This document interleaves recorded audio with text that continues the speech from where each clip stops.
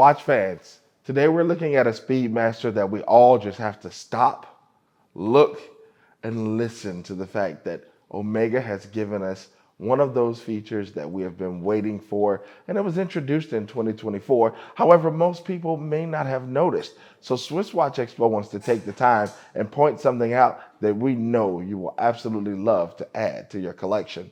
When we're looking at this Speedmaster, it actually gives us something that's really fun and different. Yes, they heard us, they listened, and they have delivered. We do have the white dial. Not only is it a white dial, we all know that Omega likes to play around a lot with different chemicals and compounds. So most times you would see this in a ceramic, but this is actually a lacquered dial. The lacquered dial does give a few different features and differs from the ceramic, so I believe that that's really one of the big reasons why Omega went with it.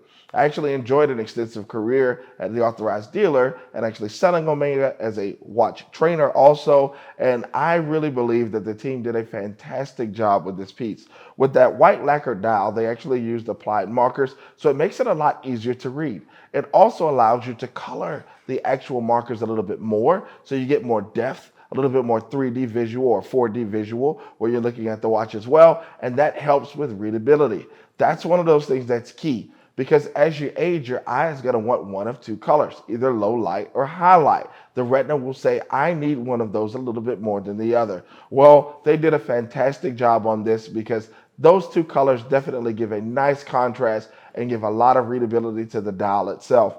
I still love the fact that you do get the sandwich on this one. So if you are a person who really knows Omega or knows your Speedmasters, you know that there are two that collectors absolutely love or buyers absolutely love. And that's going to be the Hezolite, which is what NASA still wears today.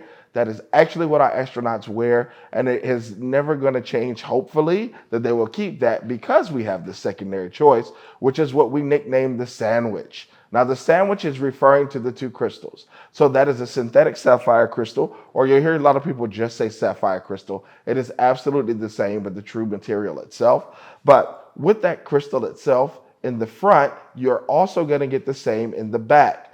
Now, with having that in the back, it is a little bit harder to show on camera.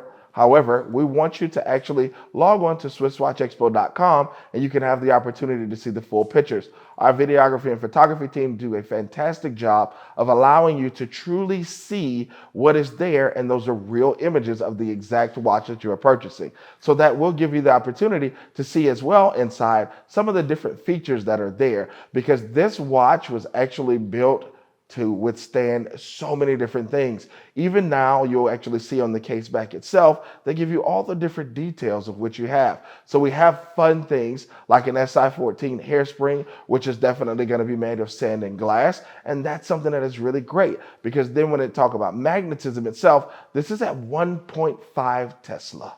Yes, we're not just talking Gauss, we're talking Tesla. But also, this piece is not just graded by the COSC, which we all love because they have given us great examples of where a watch should fall in and actually regiments of where it needs to be for accuracy.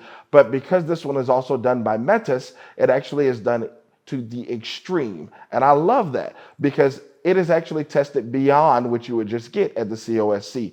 And it's also tested while it's cased, not just the movement itself. So when we're talking about accuracy, we're talking about it being tested, fully cased, fully completed, so we know how the piece is actually running itself. And it's done in 6 different positions as well. So you get to cover a little bit more spread of the accuracy of the timepiece. And I think that Omega did a fantastic job by introducing us all back to Metis. And the Swiss definitely put those regulations in place to where when you receive this watch, it is absolutely fun. Now, when we talk about the functionality of the watch itself, the functionality itself is still going to give us everything that we want from a Speedmaster. If you look, you do have your 3 subdials that are actually going to be on the watch itself. Now, that is for timing. Remember, your large second hand is now a timer. So even though we grew up looking at it, watching it as a second hand and counting on that to be our main second hand, it is not. Inside the subdial, you will have a 60-second counter. When you receive your watch, make sure that you look at that piece after winding it, because the subdial is where your seconds are. I always want to state that because we get a lot of calls here at Swiss Watch Expo and people are saying, hey, my watch is not running, I've wound it, I did everything you told me to, and it's just simply that we're not looking at that portion itself. Now, one of the other fun features that you do have, remember that large second hand is a stop and start mechanism. You do that by using the top push button. So we would push to start, and you can hear it. It actually gives a nice crisp sound.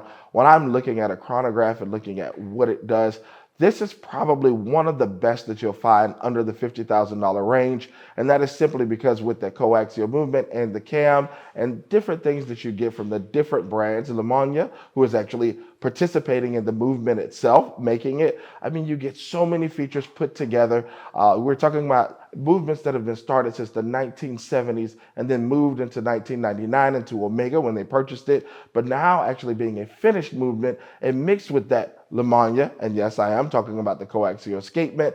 The two just give a nice, beautiful sound when you push to start and stop with your chronograph, and the movement overall definitely gives us some features that I don't think anyone else can outdo. Now again, start, stop at the top, and then when we want to reset, we will simply push the bottom button. That will reset everything back to 0.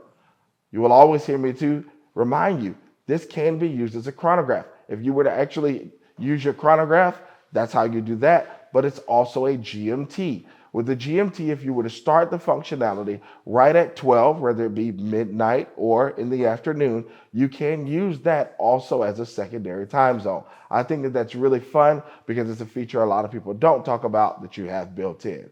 Now, there's so many other fun features that you can actually look at too, and you can give us a call here at SwissWatchExpo. We'd love to go over them with you as well, because we didn't even get into the fact that the design itself on the case, how beautiful the linings are actually on this piece. They did give us a little bit of different texture to it, and I love that. It gives more of the lines and curves. It actually gives me more of the sports feel as well. But we want to know what some of your favorite features are, whether it's the aluminum bezel, or it is the chronograph feature, or maybe you just love the way that the bracelet tapers, or how I was just mentioning that the case itself gives these beautiful lines and curves that really flow like you were on the road. And I feel that they have definitely mastered this piece with the white dial. They not only gave us what we were asking for, but they did it in the style that we all have to just stop and say thank you for. Tell us what you think in the comments below here at SwissWatch Expo.